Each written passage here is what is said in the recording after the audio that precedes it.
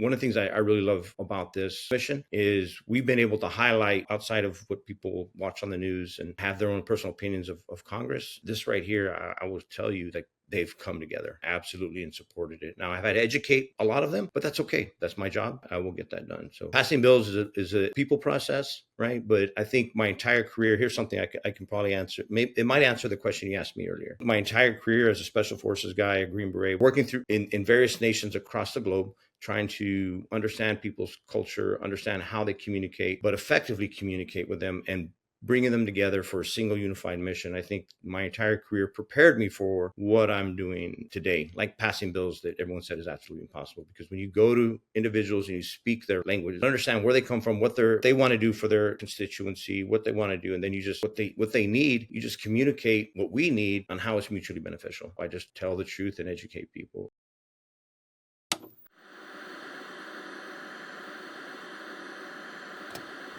Is that much of it? That's not much of a change for you, right? My name is Kerry Kite. I used to load bombs in the Air Force, and now I'm a writer, a filmmaker, and an entrepreneur. Through using the post 9/11 GI Bill to go to college, working hourly jobs to pay the bills, and freelancing my way into a career, I've studied what it takes to successfully transition from service to civilian, and that study has become a conversation. On this podcast, I speak to other veterans, successful artists, and entrepreneurs about their transition, what they did well, where they failed, what they learned, and most importantly, how they applied their skills. Episode 148 features Michael Rod Rodriguez, a U.S. Army Special Forces veteran and the president and CEO of the Global War on Terrorism Memorial Foundation. We talked about vulnerable emotional communication, building teams, and executing on creative vision. Welcome. This is Veteran Made. Our merch store is live at store.veteranmadeproductions.com. Grab hats, t-shirts, and hoodies in both performance and tri-blend cotton fabrics. Use code VM-5OFF for 5% off your purchase. Veteran Made is also sponsored by GoPills, a military-grade nootropic that contributes to brain health over time. Use code VM15 at checkout for 15% off. I get my collagen protein from Bubs Naturals, where you can use code VETERANMADE, all one word, at checkout for 20% off your order. We're also proud to partner with True Made Foods, which makes condiments free from added sugar and sweetened with real foods. Use code VET at checkout for 15% off. We love socks in this house. I get my wife new socks every Christmas.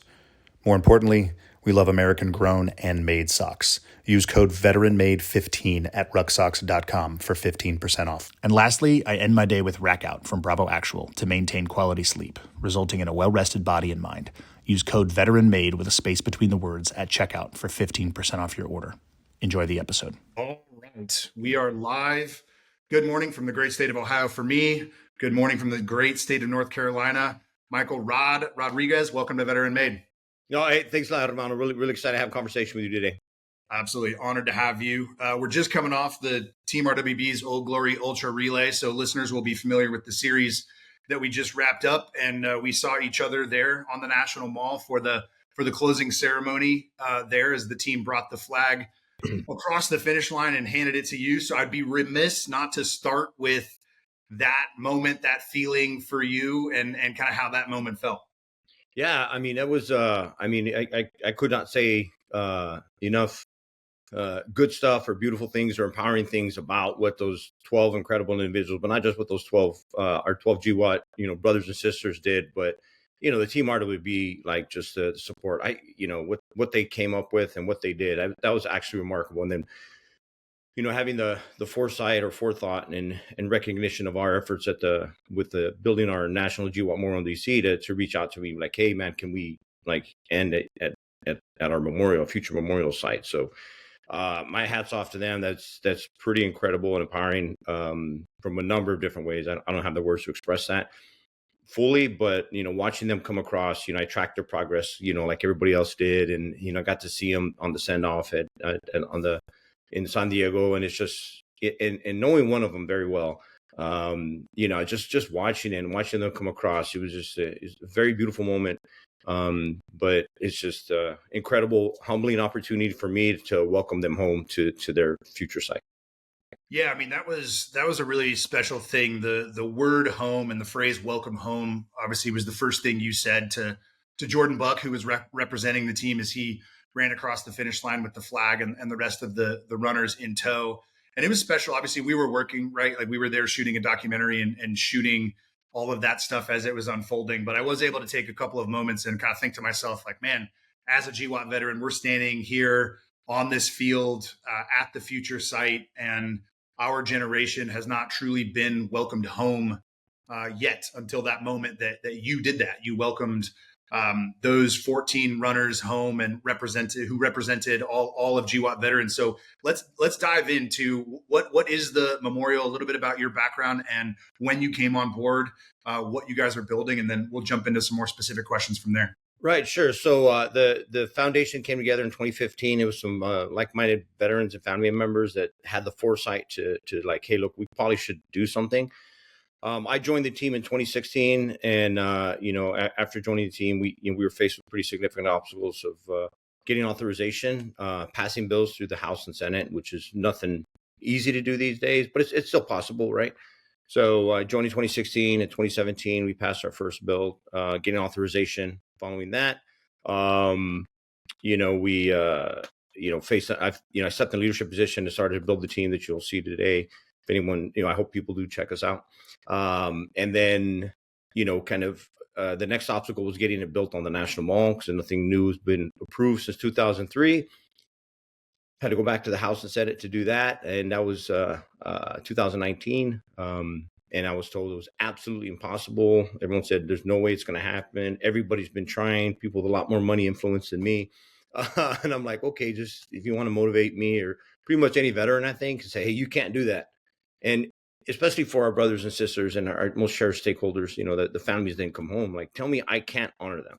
Tell me I'm not allowed to do that.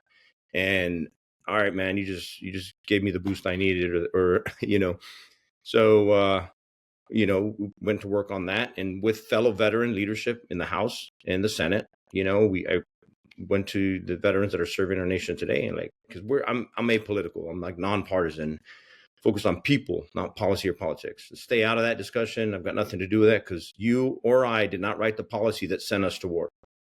I didn't make the decisions in that city, nor did any of us. So, I mean, people can have those discussions, but that's not our mission set.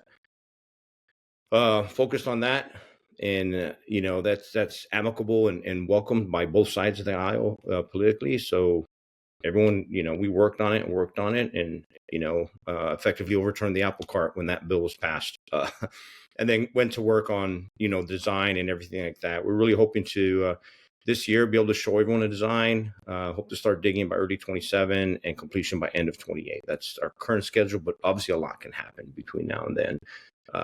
Motivation for me to do this and just commit 100% is because I know why I'm doing this. It's for you. It's for your family. It's for those that that didn't come home. It's for their families. And given the incredibly complex and difficult, totally misunderstood global war on terrorism, even amongst our community, this is a great educational opportunity, because they're not separate wars. There have been separate theaters. There's only one Global War on Terrorism Service Medal and one Global War on Terrorism Expeditionary Medal that have been awarded everywhere from the Caribbean, South America, the Pacific, Africa, certain parts of Europe, and of course the Middle East. So, it's just an incredibly humbling opportunity, and luck. Yeah, I don't know how I got here, but here I am. I've been working on this for almost a decade now at this point. I want to get into the legacy of the memorial and what you were describing about the nature of the conflict and the global nature of the conflict. And I do want to jump into some questions about operating as a nonpartisan in a hyperpartisan environment. But before we do that, let's jump back to what was the genesis of you joining the organization? How did you get brought on? Why did you get brought on? And then what immediate problems did you solve? Sure. So I was speaking at an event in 2016 on behalf of President Bush's military service initiative. I first got my way through life meeting incredible people and getting unbelievable opportunities. So at that point, I was working for him in an official capacity, guiding his strategic vision on how to better serve post 9/11 veterans and families. Well, yes, I served for 21 years and deployed 10 times and have my injuries and all that. My best friend, one of my best friends, also known as, the mother of my children and ex-wife, she served for 21 years and deployed 6 times. So I know what it was like when I had to stay home with the 3 monsters, right? Our 3 sons. So when during that event, afterwards, they came up to me. So there were some people from the foundation, some of the board members, some of the original board members, and they're like, "Rod, we need help." I'm like, "Who are you? What are you doing? Like, how can I help?" And they told me, and my oldest son was getting ready to graduate high school, and he had that conversation. He was like, "Hey," with his mother and I. He was like, "I want to join. I want to serve." My father served in Vietnam, fought during Tet Offensive. I have a cousin on the Vietnam Wall. My grandfather served during World War II. Right? It's just apple trees make apples. So he said that. So that was kind of in the back of my mind. And when they talked about this memorial, I really thought for a second about the war, and I'm like, man, this is the only multi-generational war that this nation has ever fought. If we don't start this now, hey, we got to do it. So I joined in 2016. And that was my motivation, was actually my son, his desire to serve, because today this is still an open-ended conflict, right? The authorization to use military force signed September 18th, 2001 is what the president of the United States, every one since 2001, has utilized to fight terrorism globally, right? Now, I'll use an I statement here. I think that's necessary. But again, that's my opinion. So I'm not saying that's a bad thing, but that's what motivated me, was actually my son. So what kind of help did those original board members ask you for when they said, "Hey, Rod, we need help"? What were some of the issues that they were encountering that you were uniquely, so obviously working directly for President Bush, that makes sense, but dive a little bit deeper. What makes you uniquely suited to be the one to come on board and help solve some of those initial problems? Well, I think I'll be honest. Like, I think what you just stated was the fact that I did happen to know President Bush, and I had worked for him in an official capacity, and being involved as I had. I think my ability to, or what I brought to the table. I mean, there was great. It was great board at that time. But what I brought was certain viewpoints, given the different views of service in global war and terrorism, as a warfighter himself, once a spouse of a warfighter, and now a father of a warfighter, right? So I could speak to certain aspects of it. And then I think it's just a really hard question to answer. Like, why did they pick me? But I think just President Bush, and then my unique viewpoints kind of set me a little bit apart from the rest of the board. And I'm not a unicorn, right? There's a lot of people, a lot of guys and gals just like me that have served, but it's just in that moment I had the opportunity, and I was like, absolutely, what can I do to help? So that might be it, but that's a hard question to answer. I'm not sure. They didn't tell me. That's probably good, right? If they told you all of the reasons, it might be overwhelming, or more overwhelming rather than it probably already was.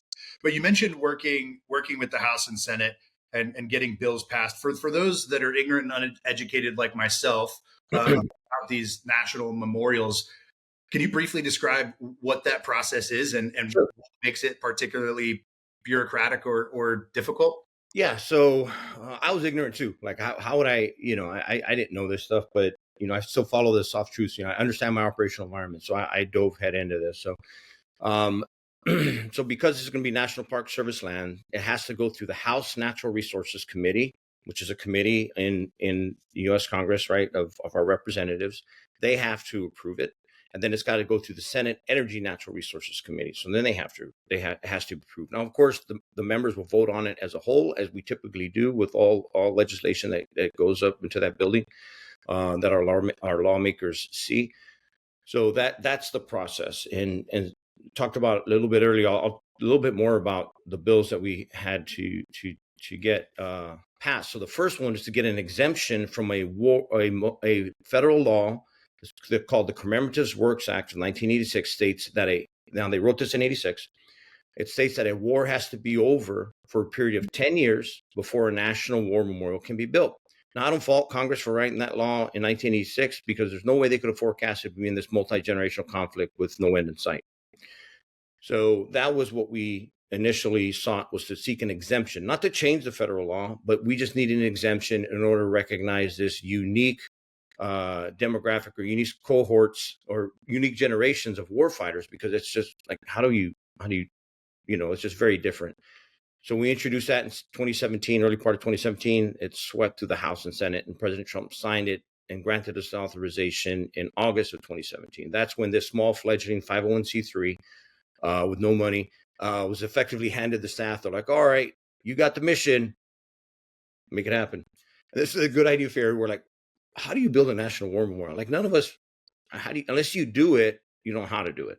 It's one of my favorite parts of my job now is being told how to do something by people that have never done it. Right. I'm sure everyone can relate to that at some point. So then after that, because of my certain people I knew through life, I stepped in a leadership position shortly after that, because then it's like, all right, how do we do this? How can we grow this? Because it's privately funded, meaning I'm not the federal government. I'm the 501c3. We're not even receiving taxpayer funds. This is privately funded. So we got to raise $100 million or more to get this done. So I met with some of my mentors and some of the people that I know. I'm like, hey, look, am I the right guy, or can you help me find the right guy or gal to do this? And they're like, Rod, we got you. Let's figure this out. So then, of course, our former commander in chief and some others that I happen to know started.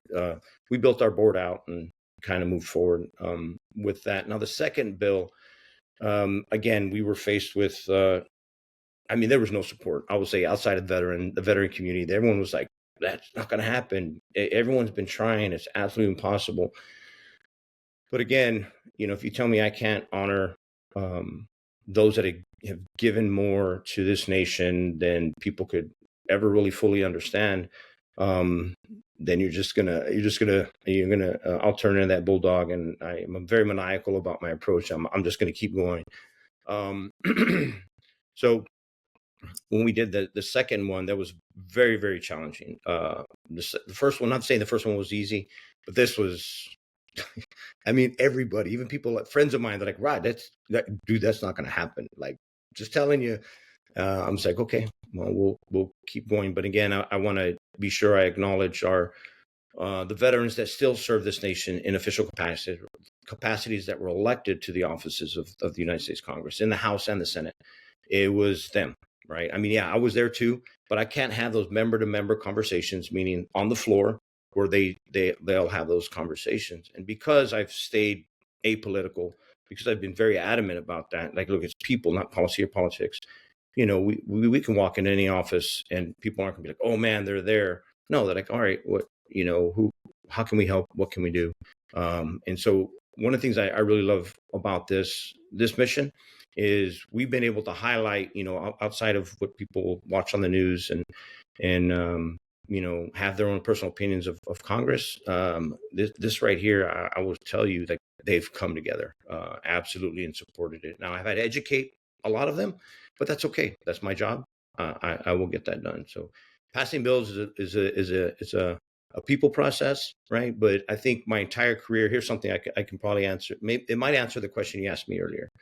So I think my entire career as a special forces guy, a Green Beret, whether I was speaking Pashto or working my way through Portuguese, Dari, I can speak Spanish, or working through in various nations across the globe, trying to, understand people's culture, understand how they communicate, but effectively communicate with them and bringing them together for a single unified mission. I think my entire career prepared me for what I'm doing today, like passing bills that everyone said is absolutely impossible. Because when you go to individuals and you speak their language, is all English, we speak their language, but understand where they come from, what they want to do for their constituency, what they want to do, and then you just what they need, you just communicate what we need on how it's mutually beneficial. And again, I don't sell snake oil. We don't make anything up. I just tell the truth and educate people. So. Not getting emotional about this, process, just approaching it in a very pragmatic, and problem solving way. I think, I did that almost my entire career in the Army as a Green Beret. It helped me understand a lot and move forward and not get so frustrated, because if someone doesn't understand me, then maybe I'm not going to be upset with them. Maybe it's on me. Maybe I didn't effectively communicate to that individual. So that's how I look at it. And pretty much any interaction I have with someone is like, well, if they don't understand it, maybe I misunderstood. And I'm always open to outside, input as well. So, yeah, you talked about the skill sets developed as a Green Beret which are relevant here. But I would also imagine it's difficult to not be emotional, right? I don't hear you saying that you don't have emotions around this. Obviously, I know you a little bit now, and I've heard you speak publicly, and we've spoken privately. I know that there is weight of emotion around and through what it is you're doing, and more specifically, who it is that you're doing it for. But it's like integrating that emotion within yourself to not remove it entirely from your communication, but to put it in its proper place, right? You want people to understand you, and you want to make people you want to understand people in a way that they can feel like you understand them. So you're not talking at them, right? You're playing this political game to a certain extent because you're speaking to policymakers, but you're also a little bit removed from the policy and politics as you've stated. So what are some of the specific skills that you've developed and that you've continued to develop to communicate in that way in a hyper partisan environment? The global war on terror is one that has been hyper partisan from the beginning. I mean, my wife and I are just watching the documentary, American Manhunt about Osama bin Laden, and we started that last night, and it took. I was in 8th grade when 9/11 happened, right? And so it kind of took us back to our childhood, and then 10 years later, I was boots on the ground in Afghanistan, right? And so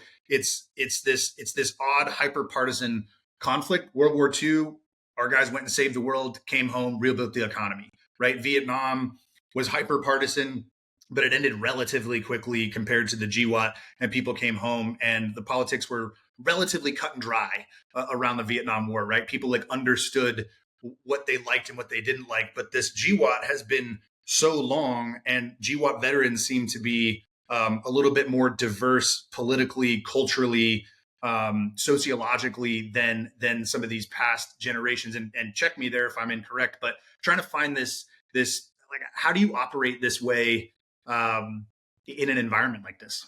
So you're right. I'm incredibly passionate as well. So I don't hide my emotion. I don't. I think what I do is when I communicate from a position of vulnerability. Vulnerability is the foundation of human connection, because if someone is not willing to communicate with you from a vulnerable, like, hey, this is all of me, I'm not playing chess with you, then are you really effectively communicating to them? So I've never, I've learned this over the years, and obviously I was not like this when I was in the military, quite honest. So let me say it this way. I'm emotional. This is a huge weight. It's actually terrifying. This is one of the last things I think about when I lay down. It's one of the first things I think about when I wake up. And having a responsibility to those two generations is, I don't take it lightly at all. I mean, I joke around like I'm a boring guy. This is all I do. Well, this is really is, and it's really incredibly important for me to get this done. So that communication is there. So I learned where I'm going with that is, I want to think about it like this. Whenever someone gets emotional and they're speaking to you, what do 99.9999% of people do? What do? They apologize. They go, I'm sorry. I'm getting, I'm sorry. Now, they might feel like they're dumping on you. They might apologize because they feel like it's too much, or they don't want you to feel like they do, feeling sad or down or emotional. But what we've done socially is we've kind of limited how we communicate if we do that. Meaning, if someone's getting emotional with you, they're vulnerable. Remember what I said a minute ago? They're completely opening themselves up, ripping their chest open to communicate with you. And sometimes it just happens and we can't control that. And I think there's opportunities that we squash when we do that. Because I want everyone to think about this, right? People apologize when they're sad. Has anybody ever apologized like, hey man, I'm sorry, I'm so happy?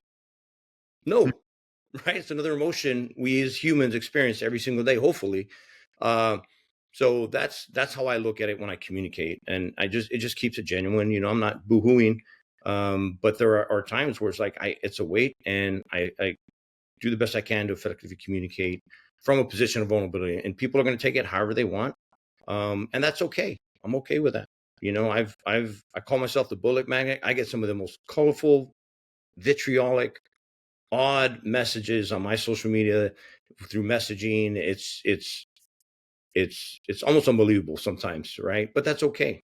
This is a very it's a polarized environment. People don't understand the global. When you say war, people are like, oh, they want to talk about the policy and politics and why they, and I welcome their emotion. They should feel emotional. We're talking about war. But what I do is I try to bring people back to center and be like, look, I'm just talking about people because we weren't involved in that, right? And I'm not going to soften the fact that this was a war or is a war. Oh, what conflict? I mean, yeah, you can say conflict, but why do we say conflict? To kind of soften the realities of war. When we soften the realities, are we telling the truth? So I say war. This is a war. We have fought a war. You've been there. I've been there. Millions have been there. I'm not going to diminish those experiences by trying to soften that. But I'm not going to jam it down people's throat either. But there's a way to effectively communicate. So communication in this environment is very, very important to do that. Now, I'll touch quickly on what you said is the welcome home, right? You know, my father's Vietnam veteran. They were finally welcomed home. You know, 20 years too damn late, right? But they were, and they understood. People looked at a Vietnam veteran and they knew what that was.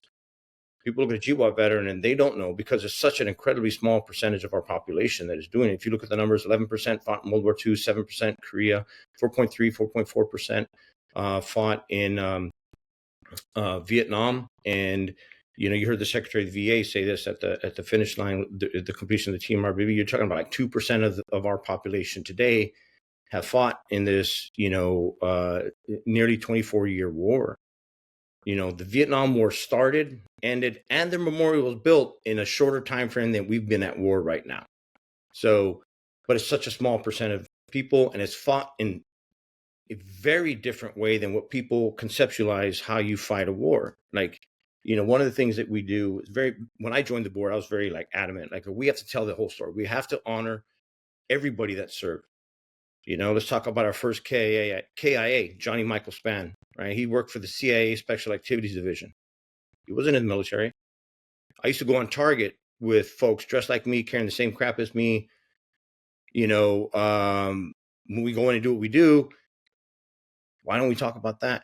You know, they're placing their lives on the line. And I know many that have lost their lives in that capacity. So why are we just like turning a blind eye to that? No, we have to tell the whole story. So being open and honest on how he fought this incredible, because we do have men and women that are serving a wartime mission that was once served by one of us in uniform, and they're not in uniform. That allows us, we have to recognize the fact that allows us to have, well, 1% serving, defending the 99%, because there's a little bit more than 1%. There are those that are sent forward to do certain things. The earliest from my research that I could find, people started tracking that data, military to non-military in a combat environment, was Desert Storm. And at that time, it was anywhere from 50 and 100 uniform to 1 non-uniform. Now, this includes contractors, DOD, any of the other agencies, right? Today, or at least not today, I don't know what the current numbers are now, but with the data I found, you're looking at it's a 1-to-1, sometimes 1-to-2 ratio.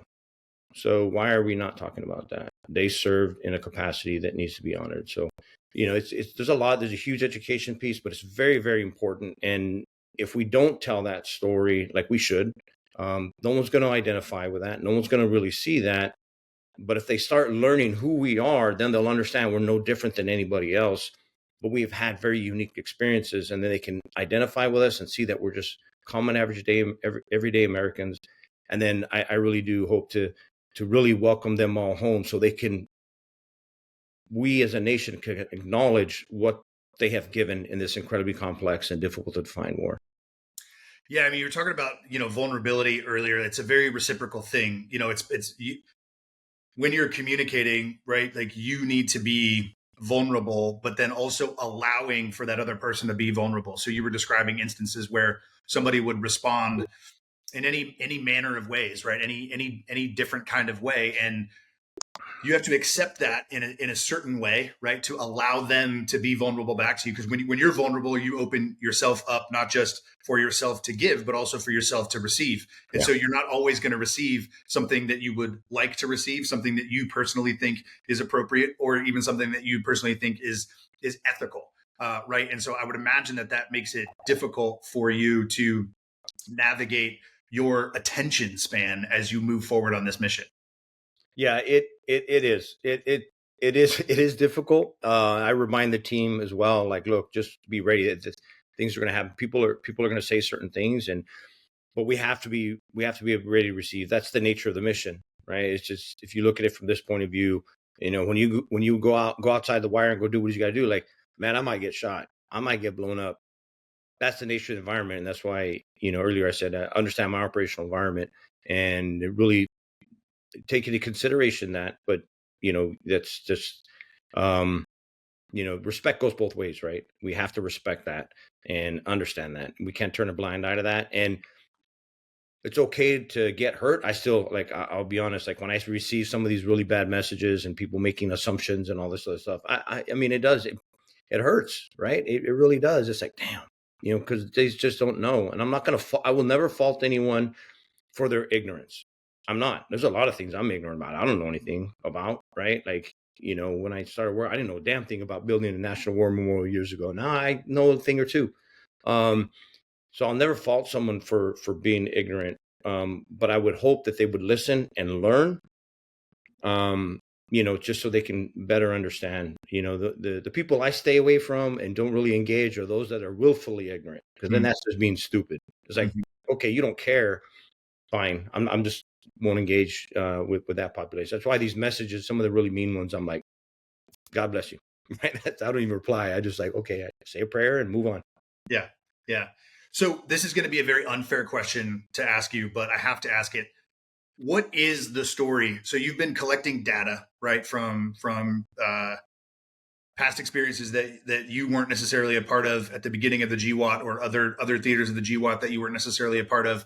But then there's also obviously a handful of areas that you have participated in. You've built a team around you, both of veterans of the GWOT, family members of the GWOT, artists, all of these different folks. So at this current stage, like, what is the story of the GWOT? You mentioned it's ongoing. You mentioned that it's very complex, more complex than any other war that we've fought in many ways.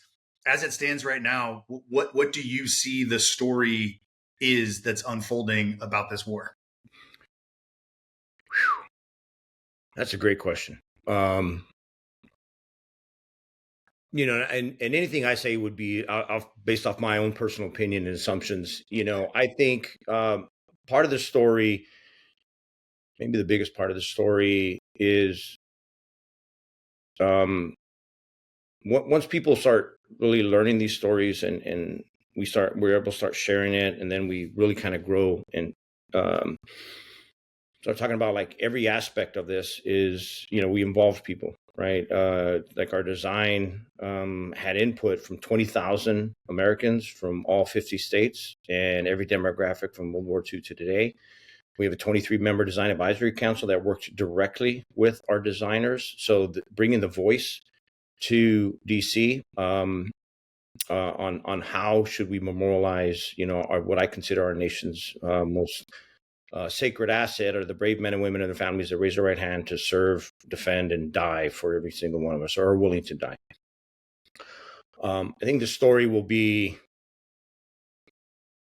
it's going to show the true strength of this nation. I really do think that once people see who we are, those of us, it will show we represent everyone else. Like, that 1% direct and non-uniformed as well represents every single every other person. Like you mentioned it earlier, like this GWOT veterans are perhaps a far more diverse group than any other veteran group, perhaps.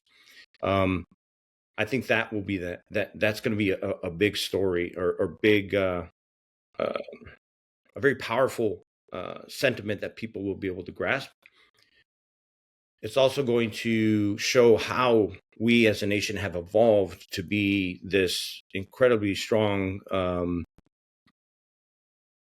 nation, right? Like our capabilities are far more than what people think they are, right? I think it will educate not just our populace, but the world as well. Like, look, this is this nation, as diverse as we are, we're no matter where anyone is born, no matter what their socioeconomic demographic is, you're born with that innate sense of freedom, and you'll fight and die for it. But you're also going to fight and die for it for others. So I think that'll be the story, and that's a little. I don't think too clear. Maybe I'm not sure if I'm answering that question correctly, but I really think that this is going to highlight our nation's greatest asset, and those brave men and women that represent us all, that serve. In addition to the educating the populace on how we fought this war and how it's multi-theater and how we as a nation engage in foreign policy. I think there's a lot to be learned by the American populace, and I hope they're receptive to learning this. And this when I got out of the Army after I was med boarded, that was one of the things I wanted to learn more as a tactical diplomat, right? Being a Green Beret on the ground, doing what I did. I pursued a degree, a bachelor's in strategic studies and defense analysis, and my master's in diplomacy with a concentration in international conflict resolution and international law. Because I wanted to know how does our foreign policy written a certain way, and then what gets down to me, and then I'm not allowed to do what you said you wanted me. It's just very weird to me. So won't nerd out on that, but with you. But I really think that this will be a good, I don't say wake up call, but a really good educational opportunity for our nation to learn how we fought this incredibly complex and difficult to define war. Yeah, I'm always struck by how little people actually know about the U.S. military, and specifically members and family members from the U.S. military. I don't have the stat offhand, but it was like less than 5% of the American populace knows someone directly who has served in the military. And we live in an age of mainstream media and social media where we're constantly on our devices, we're constantly scrolling, we're constantly consuming content. We're consuming more content per day now than people used to consume in a lifetime. And yet we still don't know other people who served, right? And so I think what you guys are building will tell that story in a different way to get us off of this and out of this. We've taken our daughter to the National Mall now twice. She was there this last time when we saw you, and we took her there a couple of years ago. And we went to all of the other memorials, and we took our time, and our devices were in our pockets. We weren't taking pictures. We were looking, we were reading, we were experiencing. We met a Vietnam veteran who was standing just outside of that wall, and I introduced my daughter to him, and he probably said some things that a 3.5-year-old was like, what the hell is this guy talking about? But it was important. My wife and I looked at her and we said, stand there, look at this man, and listen to the things that he is saying. And so the storytelling that we're all obsessed with now, which is visual and informational, isn't going to cut it to fully understand and experience and feel what it is, what that story actually is, and what voices are going to be speaking from that monument. Yeah, I mean, well, first of all, like, God bless you for doing that and educating the future, right? Your little one on that. I mean, I think it's really important. It's our responsibility as parents, and now as a grandparent, I have 2 grandsons. That's my job, right? Okay, I'll help dad, right? But the storytelling aspect, and I like that we're talking about this now because I'm talking to a storyteller, right? So the storytelling aspect is going to be huge. It will be that, so people, I can say I talk about people, not policy. Or policy would be like people. That's an arbitrary thing. Okay, people. What people? But being able to have people interact and build communities, and that's why these supercomputers we carry around in our hands, right? There will be an ability for us to do some storytelling on it, but we really hope it to just kind of start an organic conversation amongst people. Like, you happen to come across someone at the Vietnam Wall, a veteran, and he told stories, and those memorials, our memorial and all those that exist, will continue to tell stories. And I don't even know what that will be. right? That's the cool thing. And it's like, I have no idea what this is going to turn into. I just know the direction that we're going. I know the azimuth that we're going is to provide people with an opportunity and truly bring the voice of those that serve to this, to the U.S., to our nation's capital, which is, I referenced that. Right? No one's ever approached it in this manner.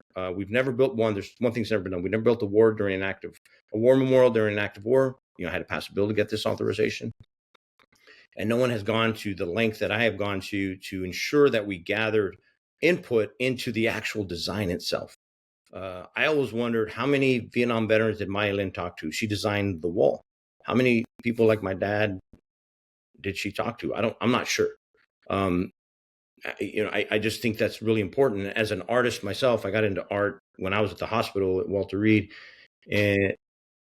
And the reason I approached it this way was because if I was asked by a group of mothers, hey, Rod, could you forge us, I work in steel, could you forge us something on what it's like to give birth? I've got 3 sons. I was there for the birth of 2. As an 18 Delta, I was fortunate to deliver. I'm proud of this number. I've delivered like 20 babies in third world countries.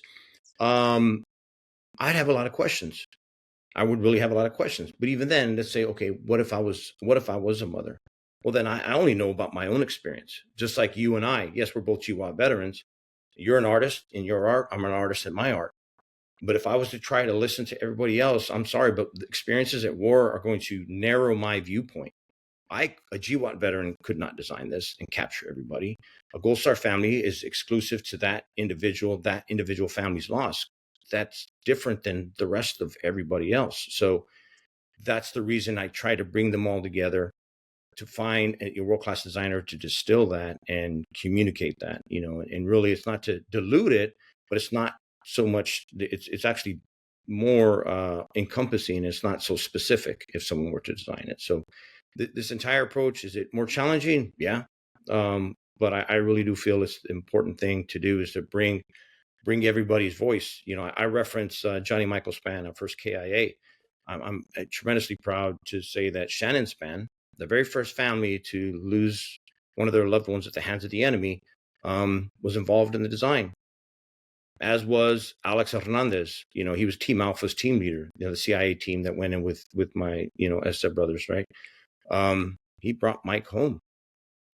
He's been involved in the design. So that's really important, the whole storytelling aspect, and it will communicate into a physical structure, or it'll be turned into a physical structure, and then people can start telling the stories. And I really think the story of building this will bring us together, whether people like it or not, right? Some people will look at it like, man, that's awesome. Some people will look at it like, man, that's crap. And guess what? They're both right, because it's art, right? Someone can look at something, you create something I can create, and they can love it and they can hate it. So, it's the storytelling aspect and bringing people together, I think will really, I hope, right, will allow this thing to have a pulse, because that's always been the goal, is to build a living memorial, something that will, people can go to and feel connected to, but also engaging, and will continue to live. How do you manage, or how does the team manage that input process? I put myself in the artist's shoes, and I imagine it's extremely overwhelming to hear 20,000 inputs, right? Multiple inputs probably from each individual. And then working with you and the board and the advisory council and the team. You mentioned that this is a global war on terror, multiple fronts, multiple theaters. World War II had multiple theaters, but not nearly as many as this. Vietnam was the one. Korea was the one. You go and you experience those memorials, and it is a little bit more narrowed and specific, right? As it should be to those theaters and those experiences. Whereas this one is global, as you've described. And then you've got a lot of people from a bunch of different backgrounds. I served on the flight line at Bagram, never left the wire, right? You served in multiple theaters and went on target. There's plenty of grunts that went on target. Intelligence, both within the military and, the intelligence services, as you've talked about already. How do you manage that process with an artist? So fortunately, our design team is, when we were looking for the right individual to step in and manage it, there's there's three things I've always looked for in building this entire team, right? Especially when I step into your position. One is ability. All right. A lot of people are going to want to, I'm sure you get approached like, hey man, I want to make a film I want to work, like, well, if you ever use the camera, no, but I want to work for you. Well, I'm sorry, man. I need that skill set, right? So one is ability, right? Can they bring me to the table, right? The second thing is credibility. Well, who are you? What have you done? Do you work well with others? I mean, that's a really big piece of it. And the third thing, if there were pillars, this would be my center pillar. I would consider humility. They have to understand involvement in this project, in this mission, has nothing to do with you. It's about something bigger than us. And we have every single person you look on, if some people go visit our website, every single person I approached, everyone from, our board on down, I say, hey, look, I could use your help. Would you consider doing this? Oh, they're like, why me? Are you, am I the right? Maybe you can find some, not to like, stiff arm me and be like, no, Rod, I ain't got the time, but they didn't feel worthy of it. And I challenge anyone to look. I would really love it if people to go see the people that have been involved, right? You have some pretty incredible individuals that are, I love being the dumbest, least cool guy in the room. I really do. So bringing them all together is that. So they fit those three. So we went to those three: ability, credibility, humility. So we're looking for the right designer. Now, how do you find someone with the gravitas, the experience, the professionalism, the portfolio to step into this arena, which is the most difficult place to build anything is, I think, the National Mall in Washington, D.C., because, I just told you I had to pass 2 bills through the House and Senate to get there. There's 20 layers of bureaucracy and politics that I still got to wade through. We needed someone that could step into this. But as artists, I'll speak plainly as an artist myself, I'll say it out loud. When people get to the apex of their career, they're really not going to listen to many people. The egos tend to grow at that point. So that's what we were committed to doing, and when we found our artist, again, going in that direction, it would ensure that we could manage that, right? We could find someone that was humble enough. So during the process, we would ask them like, hey, look, are you willing to put your pencils down, crayons away? Don't draw anything. You need to understand the population you're designing for. Some weren't even interested. Like, what? No, because they already had their own individual idea on what it should look like. But then why are you even listening to like that's how everyone else had done things. A design competition is done. Individual artists will come forward and present designs, and it's like, well, that's not what I'm trying to do. I'm trying to bring the voice here. I'm trying to have people involved. It's a very important way, very important to do that. So when we found the designer, world class, I mean, he's an amazing individual, tremendously humble, considers himself and his team, hey, we're guests at your table. You tell us when we can start. We're just here to listen and observe. Now, the Design Advisory Council engagements were direct. Those are recordings that they've been able to review and participate in. We'll be in the room while those occurred. But then the data, right? The 20,000 people that filled out the surveys. I didn't give them like 40,000 pieces of paper or anything. I was like, hey, look, we collected quantifiable data and put it into a report for them, and they gave them access. If they wanted to go read some, they can go read some, because that design input survey that we launched publicly for a few months was a 5 to 7 minute survey, and people, it wasn't just checking the box. People were allowed to place, there were spots where they could put their thoughts, and they've referenced that. So the management piece, lining everything up, the dominoes are falling like I had hoped they would, right? What everyone is seeing right now is a plan that's written on a whiteboard right over there in my office that I wrote down 6 years ago with some contingencies, right? So that's the management piece. I think with prior planning, I like to plan ahead. I really, really do. And I contingency plan all the time. Has allowed the management for it to just occur in a beautiful way, because an inspired artist will design brilliance. They'll create brilliance, and that's been the whole goal. Let's inspire them. Let's show them who we are, who our loved ones are that never came home. Let's talk to their really inspire them so they could capture that voice, because I really think art is the only way to tell this story. Yeah, I mean, a great leader in a creative setting develops parameters that should exist, that aren't too wide of a berth, but aren't too narrow.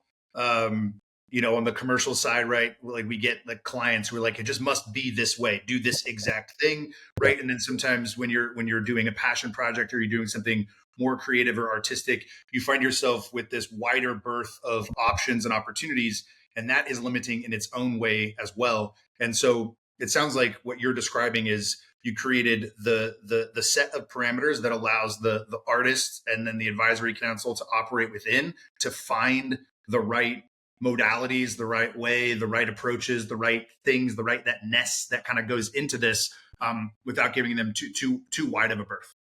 Yes. Yeah, exactly. Like one of the things we didn't do was like, all right, our design, hey, I want you to send me what you think it should look like. Draw it. No, we don't do that. Right. Everyone has been, they were all hand selected, and everyone was given, this is your job, right? Just think about it like building a good team. All right. Like on my ODA, right? There's only me and my sniper partner. There's only 2 snipers, right? That was our job, right? Our breacher guy, okay, we could all operate, but that's your specific job. But we still function together as a team to succeed in the mission. So that's really, I've run this whole thing like I would at Special Forces ODA. Like, I'm like joking, even my staff. I'm like, all right, we got it, good. My job is to give you what you need to do. Go do it. Don't mess it up. I'll talk to you when you need to, right? And really, it works really well. And that's, so from an artistic management standpoint, it's just like, look, trusting them, finding the right teammates to do that. And then my job is just to, keep things on track on azimuth. Has been pretty, I've learned a lot, and, in a good way. And it's incredibly inspiring to watch it just kind of unfold. And I'm not joking, like that plan I wrote, I'm like, oh my gosh, this is actually happening. For me to actually see this coming to a physical point where I'm looking at things, it's incredibly, I have the words, emotional, right? Yeah, absolutely. So you mentioned a little bit earlier kind of what the path forward looks like over the next few years. As much of that as you can talk about right now, like what's on your plate right now, and how are you moving hopefully towards that? You think you said 2028, right? Yeah. Yeah. So my plate right now is raising $100 million, right? And given people, when I say that, people are like, oh my gosh, that's like, look, the World War II memorial was built 20 years ago. It was almost $200 million. And another memorial that was built 20 years ago was the MLK, smaller in scale to the World War II, but that was $120 million. So that's the price of doing, I won't say the price of doing business. Maybe it's not the right way to say it, but that's what this costs, because the yardstick that is used to measure everything we build is 100 years. Will it last for 100 years? So I hope everyone understands. I was speaking, I never thought about this mission this way, or what we're doing this way, until I was speaking to Secretary of Interior. And I'm sorry, it was, it was. And she said, hey, Rod, you realize, like, you can say something most people can't. I'm like, what do you mean? She goes, you're building something that will exist as long as this nation exists. The foundation that you have right now will exist as long as this nation exists. She goes, there are some companies that can't say that, big companies. And I'm like, I hadn't really thought about it that way. I'm just trying to succeed in honoring my brothers and sisters, right? But that's pretty remarkable. So I only say that to say the price is, it's warranted, right? This is our nation's front lawn. That's what it costs. So that's the big thing. One of the big things, right? Now, the design, I mentioned that we're going to be able to show it to everybody here, sometime in the next few months. I have to get that approved. Remember, it's not just Capitol Hill writes the laws, right? There are lawmakers, but there are several 8 bureaucratic agencies that control this space. And we have to get approval. And it's a 24-step process to build a national memorial or museum in our nation's capital. And if you have about 12 hours, we can go into that. But I will tell you, I'm glad it's that challenging, because if it wasn't, I respect the process. I'm glad it's that hard, because if it wasn't, who knows what kind of crap would be up there on our nation's front lawn. So I only say preface what I'm about to say with that is that we have to get it approved through all these agencies, and we hope to have final approval and, funds on hand by early 27, right? So then we can start digging. And it's about, 18-month build project, maybe a little bit more because we're still working on that depending on what they approve and what they don't. But we're really shooting for end of November 28 is kind of the goal. And of course, we some pretty significant obstacles ahead of us, or hurdles, or flaming hoops, whatever you want to call them. But been able to do everything everyone said we couldn't do at this point. Everyone told me, Rod, well, how that's impossible. It's not going to happen. So I'm not saying I'm not scared to raise $100 million. I'm some poor kid from Southern New Mexico. That terrifies me. I'm like, wait, that's a lot of numbers. But we'll get there. We got a great team. I got a phenomenal board of directors that they're like, right, okay, let's figure this out. I'm like, okay, with a track record of succeeding at projects of this scale and actually much larger scales. So again, bringing in the right people. Everyone has a job. Everyone knows their roles and responsibilities. And my job is to just kind of, I want to say manage. I'm not a fan of that word, but just kind of, support the team in that process and push when I need to. Right. Yeah. I'm glad you mentioned that you appreciate the difficulty of the process and that bureaucracy. I think as Americans, not even speaking as a veteran, but just as American citizens, it's very easy for us to get frustrated with our bureaucracy. Rightfully so. There are plenty of things that happen that are genuinely frustrating, but it is important for us to remember and to remind ourselves and to remind each other that there are checks and balances in place at the federal level, and then there are bureaucracies that are in place very imperfectly, ensure that things move slowly, methodically, and at the right pace, because this nation is only able to survive because those conflicts exist within the system, the creative tension that allows for operators, right, such as yourself to get in there and maneuver, strategize, lead, I won't say manage, lead a team to work with those bureaucracies to move forward to the right decision. I think it's easy for us to say, oh man, things move too slowly here. It's very frustrating. Bureaucracies are frustrating. Both things can be true. And I think it's a good reminder.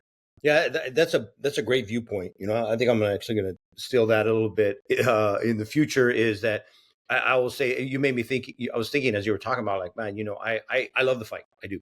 I just love to. And I'm not saying I'm fighting everybody up there, but what I'm saying is every time whether I was boxing, a step in the ring, or I learned something, right? I love to put myself in positions where people were operating at a higher level than me, which is why I chose the career path that I chose. That will make me a better person in whatever it is that I'm doing. I choose very challenging things in my life because I want to continually challenge myself. Because if this whole process was easy, I wouldn't have learned as much as I've learned, and I would not have been able to make some of the decisions that I think are key in development of this project. If it was easy, right? It would have just been, okay, there it is. And I really think the fact that it is so challenging, it forces those that step into this ring that, like, hey, you gotta deliver. This is not that easy. But I welcome that. I've learned a lot. The team has learned a lot. And our mission has been refined because of that process, because then we understand the operational environment. I can read things all day long. All this stuff is open source. If people want to, put themselves to sleep at night, go look at, hearings on this. Yeah. But I've always learned something, and it's allowed us to refine our approach and the mission itself. And it's opened up my eyes to future opportunities, right? Like what I mentioned, the secretary had said, like, this is something that's going to exist as long as this nation exists. And I had never really thought about that. And that drove me to really start pursuing some different things with some plans for our programming going forward. Because after this memorial is built and dedicated, our foundation will exist, and we're going to be, because we have the opportunity right now to engage two different generations of warfighters. There's two different messaging modalities, right? My son, who's now at third group, he's here at Bragg. Him and his buddies speak different than me and my old buddies, right? So it really provides a great opportunity for us to really look forward to what this programming and engagement and opportunities for the memorial will be, because you've been to the memorials, and they're incredibly powerful. We're not just building it and walking away. That's not going to happen. It's our responsibility to cultivate, curate, and tell these stories that are incredibly important. I love it. More to come on that. I'm sure this won't be the last time that we record an episode. It certainly won't be the last time that we chat. Rod, before I ask my final question, where can folks find you? Where can folks find the foundation and get more information? Well, thanks for asking that, because I'm awful. I was getting in trouble with the team. How come you need to talk about, I'm like, oh, I'm sorry, guys, I forget. So yeah, you can find us on our website is GWOT memorialfoundation.org. You can find us there, and then you can find links to all of our socials. We're on Facebook, Instagram, LinkedIn, and just full disclosure, people go there, and the team is doing a great job. But if you go back a few years and you're like, man, their social media is not that great, well, because a few years ago you're looking at the entire foundation, right, at that point. So I was doing it, and I apologize up front. It's not the best. I did what I could on top of everything else we were doing. But yeah, look us up. You can sign up for our updates. I'm not going to spam you. We put on information when it's relevant. I don't like getting emails every week about the same information either. I'm not going to do that. We put out information when it's important, and then follow all of our social medias, because we always present opportunities for people to engage, when applicable, right? We just played taps for Memorial Day a couple of days ago at our site, and that was an open invite. Hey guys, come on out, join us at the future site. So 5 p.m. we played taps in recognition of that solemn day. So they just do that, find us, and look forward to, if anyone wants to get involved, there's opportunities in there to support the mission, whether it be their time, talent, or treasure. I love it. We'll link that out. We'll collaborate on all the socials. Rod, to end each episode of the podcast, I ask an open-ended question. What's on your heart and your mind for our community right now? Could be a piece of advice, something you want to get off your chest, or something you want to reiterate that we've talked about today. Rod, what's on your heart? What's on your mind? So this is always on my heart for our veteran community is I want them to know how special they are. I really do. I meet a lot of veterans, and if they happen to read my bio for whatever reason, right? When I meet someone that, if they weren't special forces or didn't deploy 10 times like I did, or didn't, whatever, they always introduce themselves. Hey, I only did this. I just did this. I only deployed once, or I served, but I didn't deploy, or it's always on my heart is I hope they realize that doesn't matter. It doesn't matter at all. They raised their right hand, said the same words I did. I consider them our nation's greatest asset, and I really wish they would stop diminishing their service, because when I started working on this project initially in 2016, the people that pushed back the most was the veteran community. And I didn't understand that. I'm like, why are you doing that? Stupid. It's just silly. Like, why we don't need that? And then really struck me. And so I started asking it back. I'm like, well, I want you to think of someone that didn't come home and their family, or think of one of us that came home that might be struggling, be visible or invisible wounds of war. Do they deserve it? And every single one of them replied, hell yeah, they deserve it. I said, good. You think about them. I'll think about you.